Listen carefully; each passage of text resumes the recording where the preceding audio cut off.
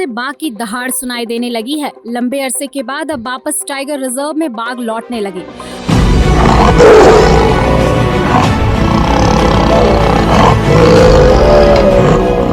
अब तक 6 बाघ की पुष्टि हो चुकी है। पलामू टाइगर रिजर्व में बाघ की मौजूदगी से अधिकारी और पर्यटकों में खुशी है। लंबे समय के बाद अब वापस से पलामू के जंगल में बाघ की मौजूदगी देखी जा रही है। पीटीआर के ट्रैपिंग कैमरा में फिर एक बाघ की तस्वीर कैद हुई है। नर और मादा मिलाकर अब 6 बाघ जंगल में मौजूद है। वापस से अब टाइगर रिजर्व की रौनक लौट गई है। देखिए तो देश के पहले 9 टाइगर रिजर्व में पलामू का टाइगर रिजर्व शामिल है।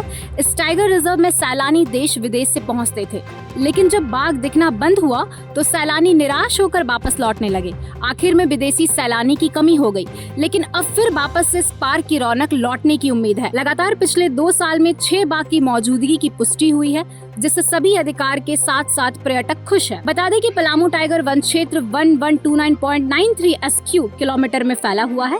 इस जंगल में बाघ के अलावा हाथी, हिरन समेत कई जानवर मौजूद है। साथ ही जंगल के अंदर नदी तालाब भी मौजूद है। पीटीआर डायरेक्टर कुमार आशुतोष ने कहा कि पलामू टाइगर रिजर्व में 5 नर और 1 मादा जंगल में है। 6 बाघ की हलकदमी होने की खबर थी। 5वां बाघ छत्तीसगढ़ से गढ़वा जिले के भंडारिया होते हुए पीटीआर में प्रवेश किया था। नर बाघ ही गढ़वा के विभिन्न इलाकों में पिछले 2 माह से कई मवेशियों का शिकार करते हुए वापस पीटीआर में प्रवेश किया है। पीटीआर के ट्रैपिंग कैमरा में कैद तस्वीरें 5वें नर बाघ की है।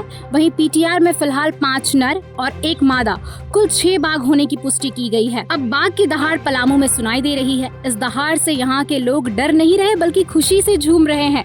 खासकर बेतला पार्क के लोग उत्साहित हैं। उम्मीद है कि अब रोजगार भी बढ़ने की संभावना है। जब पर्यटक क्षेत्र में आते हैं तो कई तरह के रोजगार के अवसर भी खुल जाते हैं। तो एक बार जरूर पलामू टाइगर रिजर्व घूमने पहुंचे। यहाँ के जंगलों में अलग सा सुकून जरूर मिलेगा।